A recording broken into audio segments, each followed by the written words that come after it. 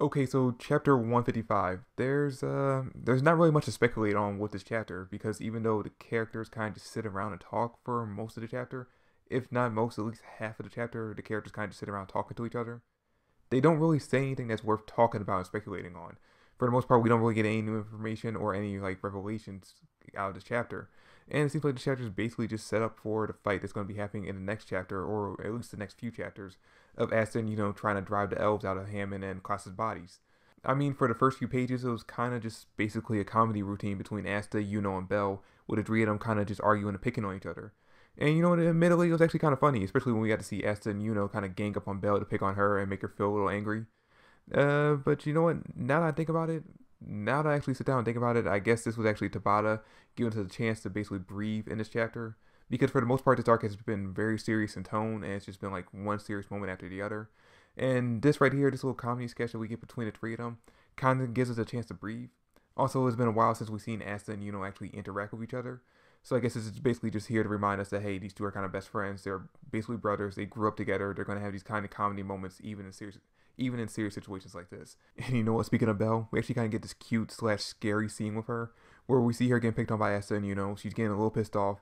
And then Klaus tries to interrupt her. At least I think it was Klaus. It might have been Hammond, but one of the two actually tried to interrupt her, and she immediately turned around, turned all her anger onto them.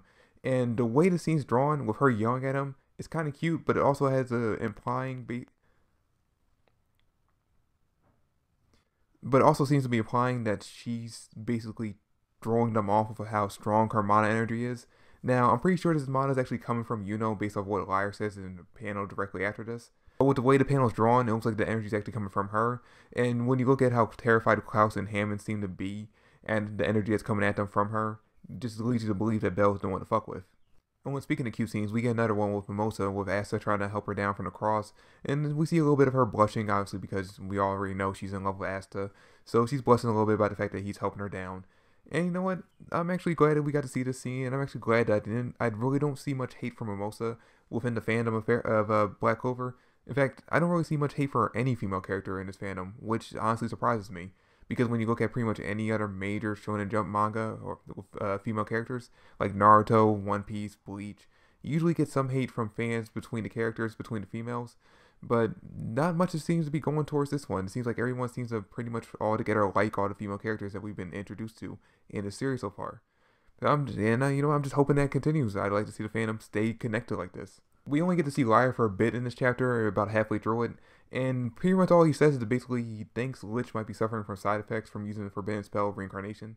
Simply because even in front of the grimoire and sword that Asta has, which used to belong to Lich, he says that there's no reaction from him, and he thinks that it just might take a little bit longer for him to become self-aware of what's going on and of himself. And he also mentions the same thing about Yuno, and Klaus also mentions that too, which kinda, if they're right about the fact that it's going to take a little while for the elf inside Yuno to become self-aware, and that maybe it's just that Yuno's personality is stronger than the elf that's inside him, and it's actually, overcoming that, then that kind of debunks the theory that I had if you saw my last video on Black Clover. Basically, I talked about the theory that people have that Yuno might actually be the reincarnation of Lich and Techia's son.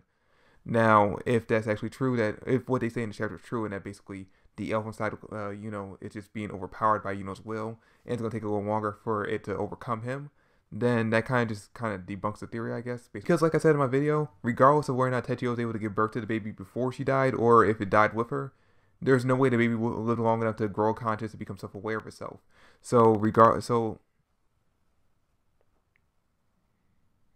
Because like I said in my video, regardless of whether or not Techia was able to give birth to the baby or she died before it was born, there's no way the baby lived long enough to basically grow conscious and become self-aware. So if Yuno actually is the reincarnation of the baby, then there's no way that basically the baby will be able to become self-aware and take over Yuno's body. So if Yuno actually does kind of get taken over later on in the series, that would mean that that theory's kind of just out there. There's no way he would actually be Techia and Lich's son. And the chapter pretty much ends with the two of them blasting through the combined spell and basically just setting up what's going to happen in the next chapter, which seems to be the fight between the two of them trying to basically drive the elves out of Hammond and Klaus. Which is actually kind of interesting because Yuno seems to be generally worried about his teammates, about his, fellow squad members.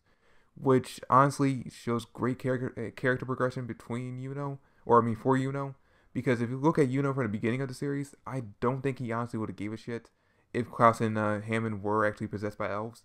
In fact, I think at this point he actually would have tried to kill them. But the fact that he's actually trying to save them and just dry the elves out before going straight to killing them shows that the character's actually growing and he actually seems to kind of like the two of them, or kind of, care about other people besides himself and Asta and the people from the church. Now, based on the little bit we got from Liar and the fact that we got to see Lich a little bit in this chapter, I think if we rush through the fight between Hammond and Klaus and Asta and Yuno next chapter, I think we actually might see Lich, the actual Lich, make some kind of move in the next chapter, if not in the chapter after that.